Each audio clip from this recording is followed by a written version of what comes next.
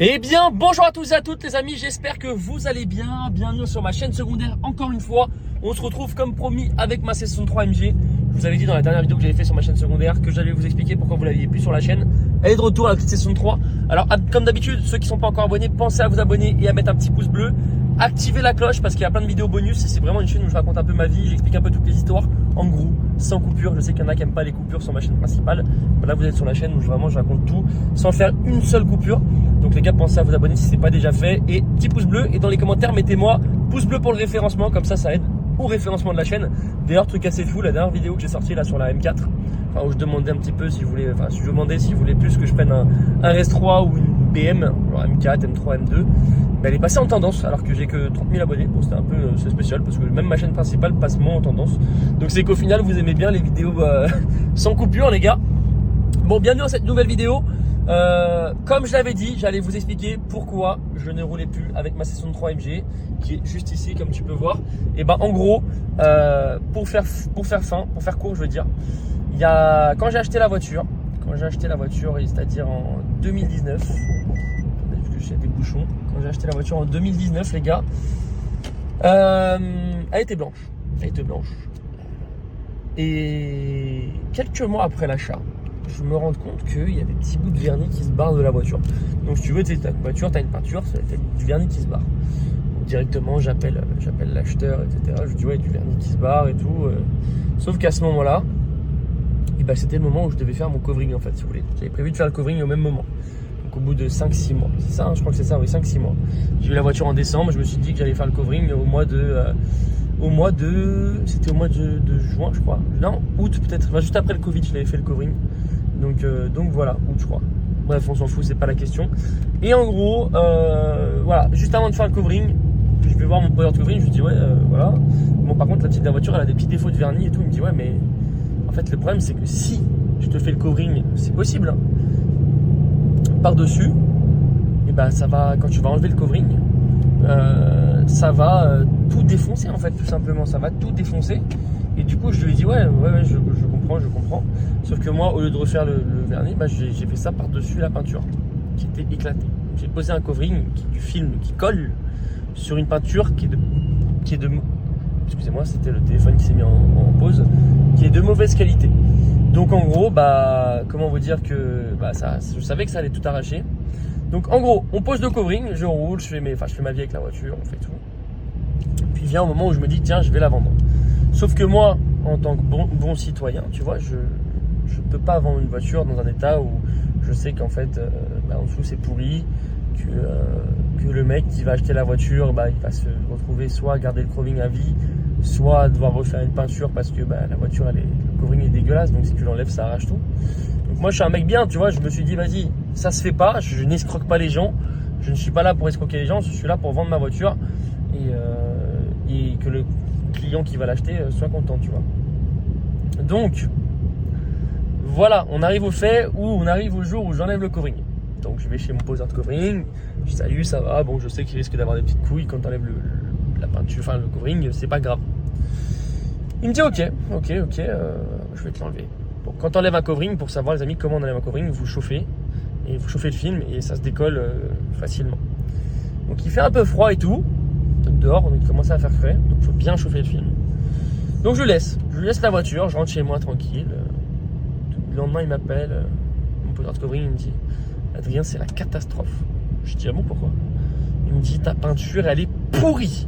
Je fais putain, ça va me coûter la peau du cul déjà, tu vois, parce que, alors pour dire en fait les frais que j'ai eu avec cette voiture, j'ai eu ça et j'ai eu un différentiel autobloquant qui avait lâché. Bon, c'est pas grand chose, ça coûte cher, mais ça c'était à cause du couple qui était trop élevé quand on avait fait le stage 1 et du coup voilà, le différentiel. Bon, après c'est des risques hein, quand tu fais des reprog et que tu roules un petit peu fort, comme tout le monde. De toute façon, les gens qui me diront oui, vous savez, je pense qu'il y a plein de gens qui me disent Adrien, même des mecs, ils achètent des caisses de 500 chevaux, ils demandent au propriétaire ouais, est-ce que vous avez roulé fort avec?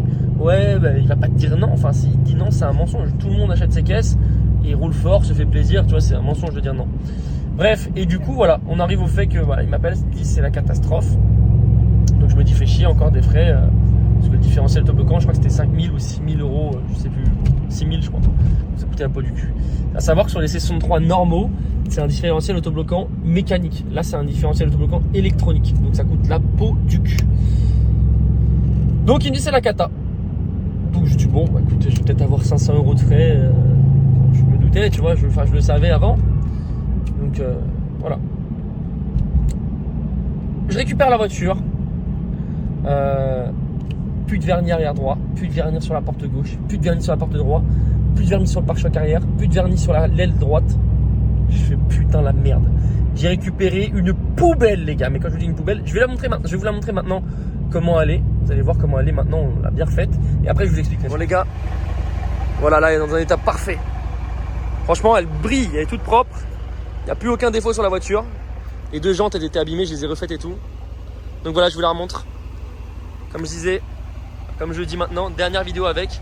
C'est vrai qu'en blanc, comme même, ça a de la gueule. Faut l'avouer, ça a de la gueule en blanc comme ça. C'est quand même beau. Vous en pensez quoi, vous? Donc je vous la remonte.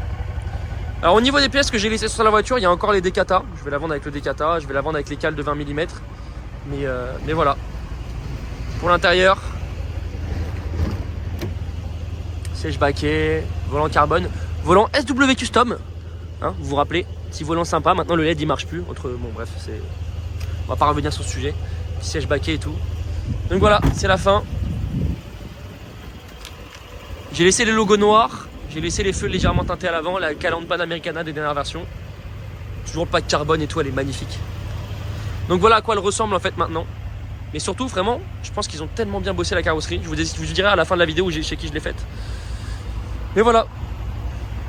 Vous voyez, franchement, comparé à comment elle était avant. Elle est pas mal en blanche quand même. Vous préfériez? Dites-moi dans les commentaires si vous préféreriez. Enfin, si vous préférez avant ou après. Avec le covering ou sans le covering pour vous? Moi, j'adore les deux. Donc voilà. Donc voilà, je viens de vous montrer un peu comment elle est devenue. Maintenant, la voiture elle est toute propre. Et en gros, bah voilà. J'arrive chez le carrossier après avoir découvert cette voiture dans l'état pourri qu'elle était.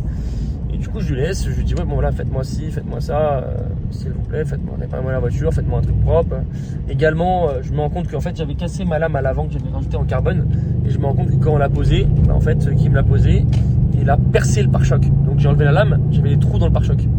Tu vois, du coup, j'ai dû refaire aussi le pare-choc avant de la voiture. Enfin, pas le pare-choc, mais tu sais, le bas du pare-choc avant. Donc on a dû refaire le pare-choc. Et au final, je m'y suis retrouvé à 2500 € de carrosserie. Voilà, complète.